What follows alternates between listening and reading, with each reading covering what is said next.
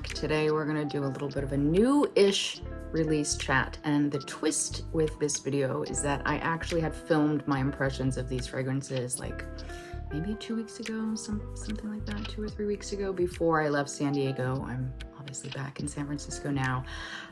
So what I'm gonna do is I'm gonna insert some clips from that video when I had my first-ish impressions of some of these fragrances. We have a couple new fragrances to talk about, which I will slip in at the end. If I have new thoughts, I will chat about those too, now that I've had more time with a couple of these scents. And so, yeah, we're gonna do a little time traveling to and fro, keeping it spicy. Let's jump in. Also, because this is my last few days here in San Diego, this is why we are in this weird couch nook area. I'm packing up the apartment here and it is a disaster. So we're in the couch nook.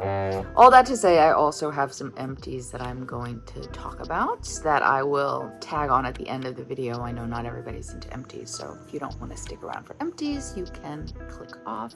So the first fragrances I want to talk about are from Marissa Zappas' new collection. It's called the Redamance collection. I think that's how you pronounce that. I'm going to start with this little sample guide. This is called Imperia Divina. It is a rose-based scent. I have it on my arm now. It's very lovely. It's got rose, cassis, poplar buds, velvet musk, oak moss, sandalwood. I have to admit, I was hoping for a little more oak moss in here, but that's not really coming through. It's mainly a musky rose, very pretty. It's giving me like partly Divina-esque vibes in that musky freshness. A bit of an astringent quality that gives it a tea-like feel. This whole collection, by the way, I should have said this at the beginning, it is based on like badass women from history. So Imperia Divina was the first Roman courtesan to achieve celebrity status, but it was her intelligence, charm, and confidence which gave her full rise to fame. There's more. I won't read it. You guys can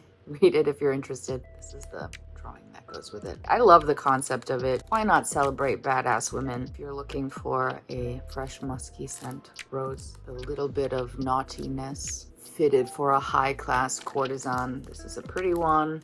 So that one is Imperia Divina. Now, I got that as a sample because this is the full bottle that I received. This is called Ching, Shih. I won this actually on a Fragrantica giveaway when she was launching her collection. I chose this one because it is an olfactive portrait of Ching, Shih, who is widely considered to be one of the most powerful pirates of all time. How could I not? She ran a fleet known as the Red Flag Fleet of 70,000 to 80,000 pirates, evading the Chinese government for decades. She finally surrendered herself in her older age for a lump sum of money and negotiated so that she and her troops could keep the treasure they earned and walk away unscathed. She used her reward money to open a gambling casino, which ran until her passing. I mean, are you not intrigued? The notes are spices, osmanthus, orris, incense, and myrrh. All my favorite notes, so I had to choose this one. It's beautiful. I love this bottle. So I got this a few weeks ago and I was meaning to review it then, but this is the only fragrance that has ever made me cry.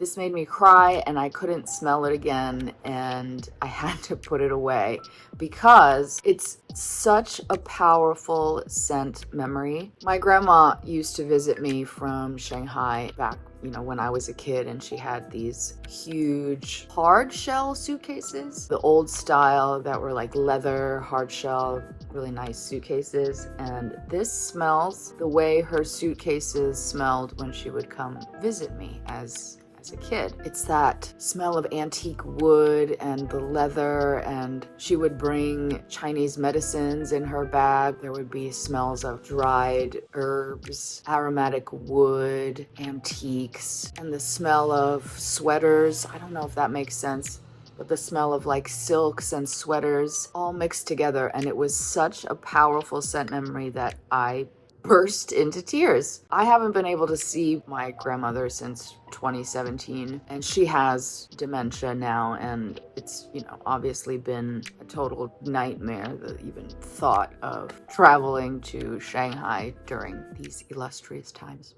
So This is powerful. I can't talk about this fragrance from an objective point of view. This is just to be walloped on the head with this powerful of a scent memory. I was not prepared. So needless to say, I can't really smell the individual notes. I do get something of a gunpowder feel. If I were to like really think about it or extricate my own feelings from it and objectively think about it, it's gorgeous. It has a spiciness. It does have a resinous feel, but it's kind of aerated. There is a tinge of like a metallic smokiness. And I'm not speaking about that like metallic musk that people so often describe in like Montal fragrances. Nothing like that. It's like a metallic woodiness that I guess is that gunpowder feel, or what's contributing to that gunpowder note. Even now, I'm like, I'm towing the line, trying not to cry for you all. But I will say that my husband smelled it and he loved it. He said, oh, this is the kind of fragrance that I love. So objectively, I know that it's beautiful. I don't know that I can ever wear this. I don't know that I could be around someone who wore this if I didn't want to cry.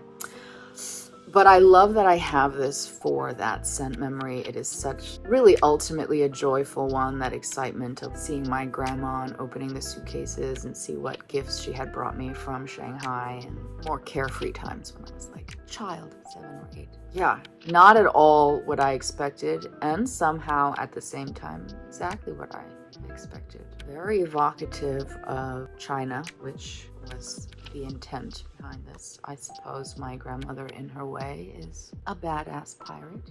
Again, probably not one that I will wear, but definitely worth checking out. Evocative, beautiful fragrance. That is Ching, Shih from Marissa Zappas.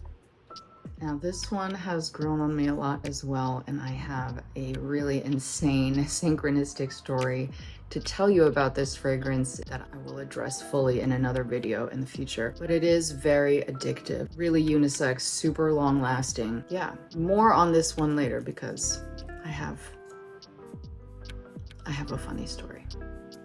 Next, we're going to talk about Libre Le Parfum from YSL. I'm going to give it a spritz here.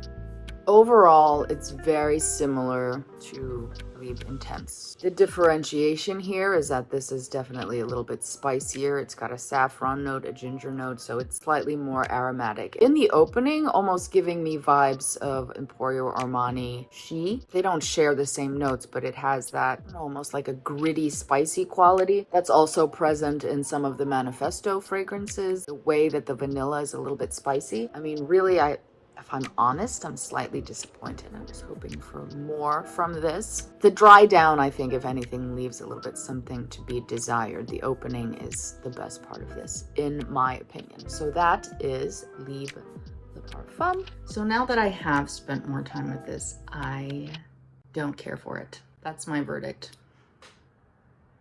There is something that's giving me like a burning plasticky smell, and I had the opportunity to test the Intense and this side by side, and the Intense wins out 1000%. It's so much more buttery, more smooth, it's more comforting. This has a certain fizziness, and the ginger and the saffron. Maybe it's the way it's combining with the honey too. It's feeling a little bit unwashed. Which I think what they were going for is that bit of unwashed sensuality. It's funny to me because reading the concept of it wanting this to be like a more feminine version, I actually find this more masculine than any of the other Libres. Maybe it's just my perception. I know that some people find the regular EDP and the Intense both a little masculine leaning. I don't find those masculine leaning at all. I find them extremely, extremely feminine. And this one, this would be the one to me that leans a little bit more unisex. The vanilla in this is kind of also reminding me of the Manifesto line. Overall, I would say this is not as sexy as the Intense, in my opinion. But if you are not a fan of gourmands, or if you're not a fan of more buttery fragrances and you're looking for something a little spicier, a little more feisty, this is definitely much feistier. It's got more attitude, certainly. Maybe this one will be up your alley. I guess I just don't really, I'm over saffron as a note, I think. So yeah, those are my updated thoughts on Libre Le Parfum. This might go. I actually have never purchased, I don't have a full bottle of Libre Intense, so after testing this, I think maybe I will take that plunge and get a full bottle of the Intense and say farewell to this little travel guy. So yeah. Next we have Alien Goddess Intense. I love these little travel sprays. I think they're so cool.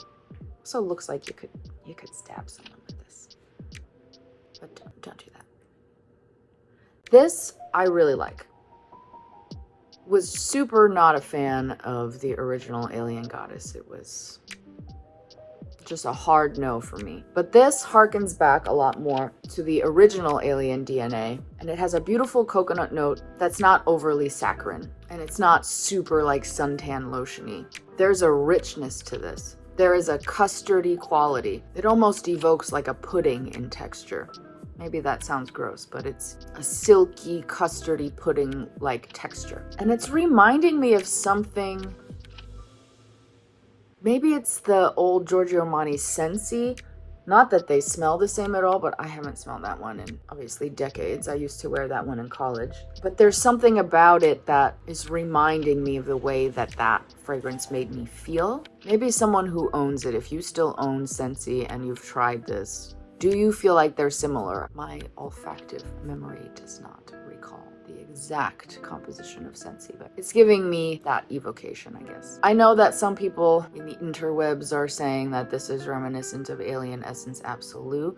I don't get that at all. I don't know where those comparisons are coming from. I mean, I guess if I had to stretch my imagination, the richness of the vanilla, I guess, is similar, but while Alien Essence Absolute feels cold to me, this feels very warm. They both have a degree of elevation, but this has a warmth and a richness and an unctuousness that I really like. I think this will do beautifully in fall and cooler weather. I have been wearing it here in the heat and it's beautiful then too. I think I will wind up probably getting a bottle of this, and I hope they come out with this in refills. But this was really a win and kind of a surprising one. I wasn't expecting much, but being just a Mugler stan, like, I needed to try it. I really love this. So that is Alien Goddess Intense. Super win. Thoughts on this have not really changed. I'm wearing it today. I still really love it. I still think I might pick up a full bottle. Is it horribly groundbreaking? No, but it's just super comforting, and I love that it is more along like the depths of the original Alien EDT. A little bit more grown up. I love how it behaves in cooler weather too, because you get more of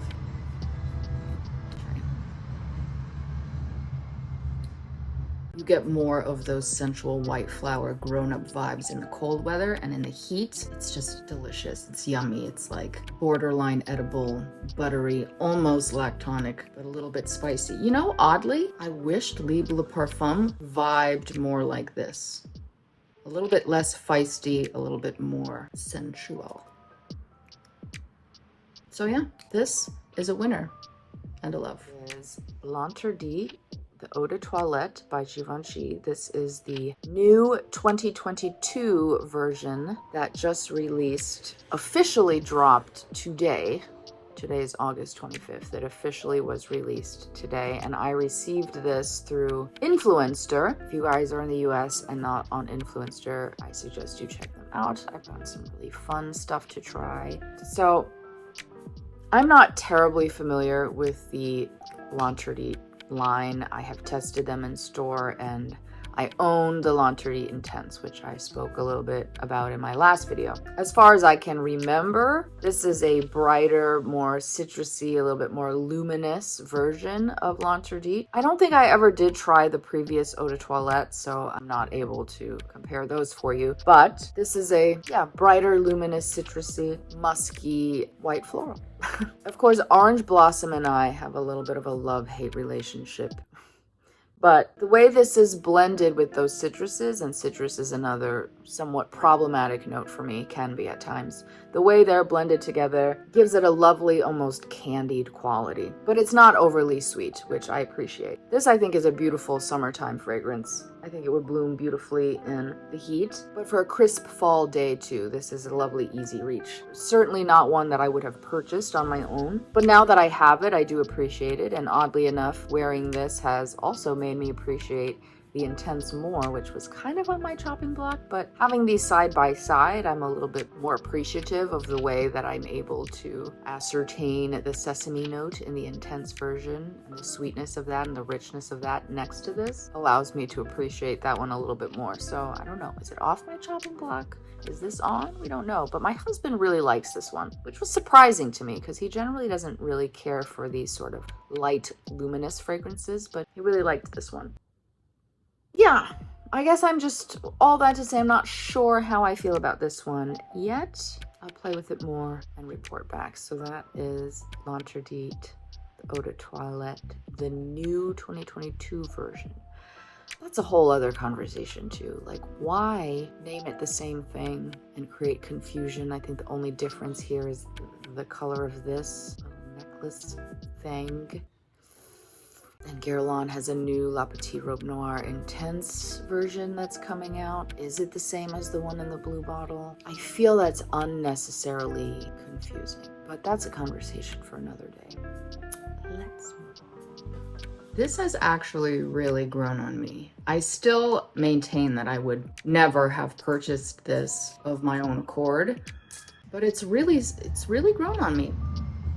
Train. It is that powdery quality that gives it a candied note, and on my skin, I really like how powdery it gets. It radiates really nicely. It's just a soft, pretty everyday reach. The orange blossom in here reminds me a bit of Noël au Balcon from Idole Libre d'Orange. Those two could be flankers. Noël au Balcon is spicier and richer, but this is like Noël au Balcon low. Honestly, I don't reach for it a lot, and I still don't know that I will, but every time I have worn it, I've enjoyed it much more than I think that I will. Is that the right syntax? Regardless, pleasant surprise. L'interdit Eau de Toilette 2022. All right, I have two more fragrances I want to quickly discuss. Quickly because I just feel like, I don't know, they don't really warrant that much discussion. This is Good Fortune from Viktor and Rolf. This simultaneously smells like everything and nothing to me. I don't hate it, but I don't even know what to say about it. I don't know why. I just don't know why. I mean, it's fine. It's fine. It's just, I don't know why. I will say on the skin, it's oddly addictive. Like, I do want to keep smelling it, but I don't know why. Why did they make this? Why is it addictive? I don't like it, but I don't hate it. I just don't know.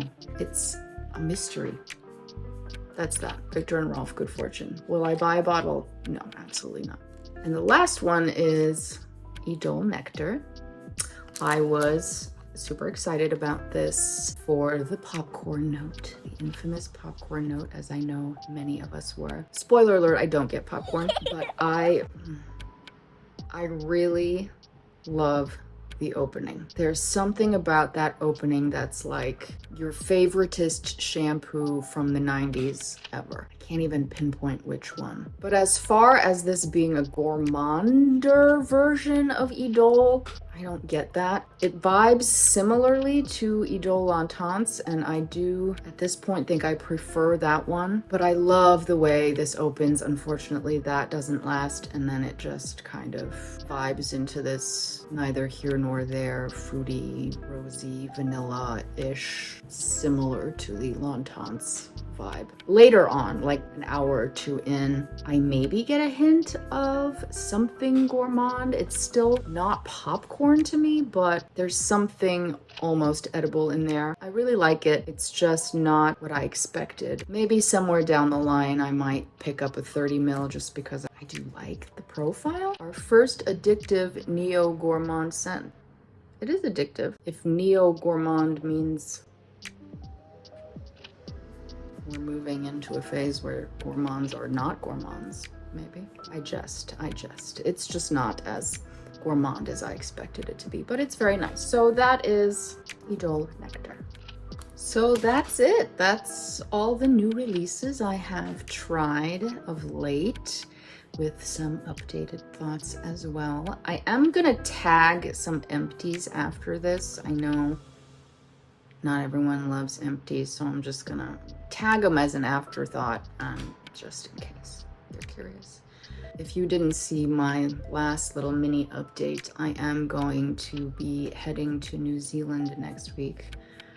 I'm not ready, but I'm very excited to spend some time in New Zealand. I will be there through the end of the year, which will be interesting fragrance-wise because I'm essentially going to be doing spring and summer again. So while I was really interested in moving on to some fall and winter fragrances, I'm going to be doing spring and summer again. So I will update you guys with what fragrances I decide to bring with me, and I'm sure I will be acquiring some as well because we're talking about me here. So the next time I see you, I will be on the other side of the globe. Again, if you have any recommendations, please drop them below. I'm gonna sign off here for those of you who are not interested in empties. Thank you so much for spending some time with me today, and I will see you in the next video. Bye. And let's jump into empties. I'll go through these quick. The first is La Roche-Posay, this Anthelio Spray Sunscreen, SPF 60. I love La Roche-Posay sunscreens. I love the formula. I love how lightweight it is. Love how it feels on the skin. And this is absolutely one of my favorite sunscreens. Then I finished this Tree Hut Vitamin C Scrub, Shea Sugar Scrub. I have keratosis pilaris, especially on my legs, so I'm always using scrubs. I like the KP Bump Eraser from, what is it called? I forget the brand. I like that too, but sometimes I just like to use a regular sugar scrub and not get all those granules all over the place. This was a nice one. I didn't like the fragrance, and the fragrance sticks around for a long time, for better or worse. But the scrub itself was nice, pretty moisturizing, super affordable. Go to town with this. And yeah, all in all, I liked it. I might try one of their different scrubs and see if some of those fragrances are better. And then I went through about 1 billion of these Cream Shop face masks and in all different animal iterations. I don't have really too much to say about them. They're just fun. You get an animal face, give you an excuse to like lie down and relax for a little bit. I love sheet masks. So I went through like 18 billion thousand of these. Pureology Hydrate Conditioner and Shampoo. I got these as a sample and I loved this so much. I got full bottles of them. I always have problems with my hair in California. It gets super dry. My hair, my skin, everything gets super fucking dry, as evidenced here.